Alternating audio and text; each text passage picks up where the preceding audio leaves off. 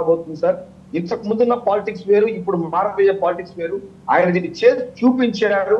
చాలా విషయాల్లో కూడా ఇంతకు ముందు ఎవరైతే ఆయన తక్కువ చేసి మాట్లాడారో వాళ్ళందరూ కూడా ఈ రోజు ఆయన ఒక ఎగ్జాంపుల్ గాను, ఆయన ఒక లీడర్ గాను, ఆయన ఒక మాటని నిలబెట్టుకున్నారని ఇన్విటేషన్ వచ్చిందా ప్రమాణ స్వీకారానికి?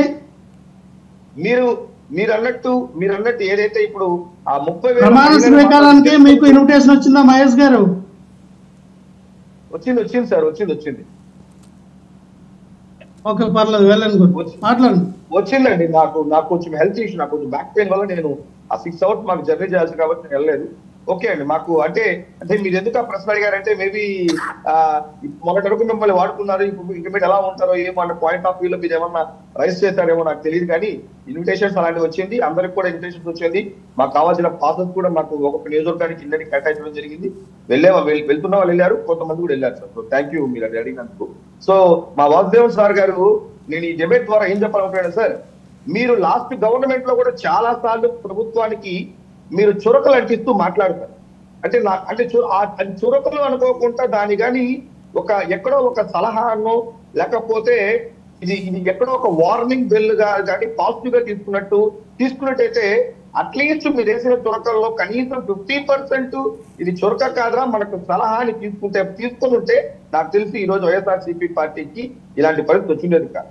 సో ఈ రోజు నేనేమంటున్నానంటే మీరు ఏదైతే ఇప్పుడు లేవనెత్తారో ఆ 30,000 అంశాలు కూడా ఖచ్చితంగా త్రూ దిస్ డిబేట్ అది కళ్యాణ్ గారు కేవలం చెప్పడమే కాదు, ఏదైతే జనసేన లెటర్ ఆఫ్ పాస్ మీద ఇష్యూ చేసి ఈ ప్రభుత్వాన్ని ఆ రోజు దుయ్యబట్టారో అవన్నీ కూడా డెఫినెట్ గా లైమ్ లైట్ లో మళ్ళా అలాగే ఉంచుతారు.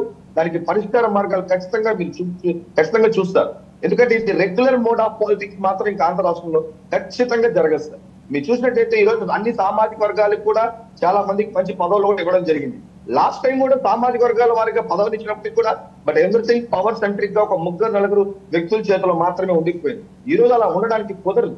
దానికి కారణం ఎన్డీఏలో డబుల్ ఇంజన్ సర్కార్ మీద బీజేపీ వాళ్ళకి రోల్ ఇవ్వాల్సిందే, జనసేన ఏదైతే కీ రోల్ ప్లే చేస్తుందో వాళ్ళకి రోల్ ఇవ్వాల్సిందే. కాబట్టి ఈవెన్ చంద్రబాబు నాయుడు గారు కూడా డెఫినెట్ గా మనం మీకున్న ఏదైతే మీకు ఆయన మీద ఉన్న మీకున్నటువంటి ఇన్ఫర్మేషన్ కావచ్చు, మీరు ఆయన చూసిన ఎన్నో సంవత్సరాల విధానం చూసినట్టయితే ఈ మధ్య ఏదైతే మాట తీరు ఏదైతే ఉన్నదో అంటే అదైతే డెఫినెట్ గా చేంజ్ అనేది మాత్రం మీరే ఇంత ముందు లాస్ట్ డిబేట్ లో కూడా మారారు, కొత్తగా చూస్తారని అన్నట్లు. ఖచ్చితంగా అండి, ఆయన మారారు.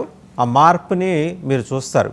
ఎలాగైతే మీరు ప్రశ్నలు ఆపేసి సమాధానాలు చెప్పడం మొదలెడతారో ఆయనలోని మార్పును కూడా చూడొచ్చు సైమల్టేనియస్గా. అంటే 2 అద్భుతాలని ఒకేసారి, సూర్యుడు చంద్రుడు ఒకేసారి ఆకాశంలో కనిపించే లాంటి అద్భుతం ఈరోజు చంద్రబాబు నాయుడు గారు, పవన్ కళ్యాణ్ గారు ఇద్దరు ప్రభుత్వంలో కొలువుదీరు ఉండటం అనేది కనిపిస్తుంది. ఆ మార్పు కూడా కనిపిస్తుంది.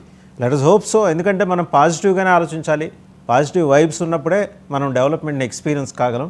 అండ్ వాళ్ళు they are committed. Chandrababu Naidu గారు 4th టైం ముఖ్యమంత్రి. ఈరోజు ఆయనకి ఏంటి, ఆయన చూడని అధికారమా, ఆయన చూడని పదవులా ఇవాళ? దీంతో ఆయనకి ఏదో ఒకసారి ఆ పదవి రాగానే ఆయనకేమి ఏది ఒళ్ళంతా గూస్ బంప్స్ రావడం అట్లాంటి ఏమి ఉండదు. ఆయన చూసిన అధికారము, చూసిన power. So is committed for development. We can certainly experience the development, అందులో డౌట్ ఏం లేదు.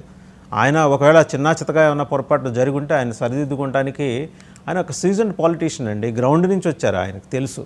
ఆయనేమి గోల్డెన్ స్పూన్ తోటి పొట్ల సామాన్య మధ్యతరగతి కుటుంబం నుంచి పుట్టిన వ్యక్తి ఈరోజు ఈ స్థాయి దాకా ఎదిగాడంటే ఖచ్చితంగా లోటుపాట్లు, ఆటుపోట్లు అన్నీ చూసి వచ్చిన ఆయన.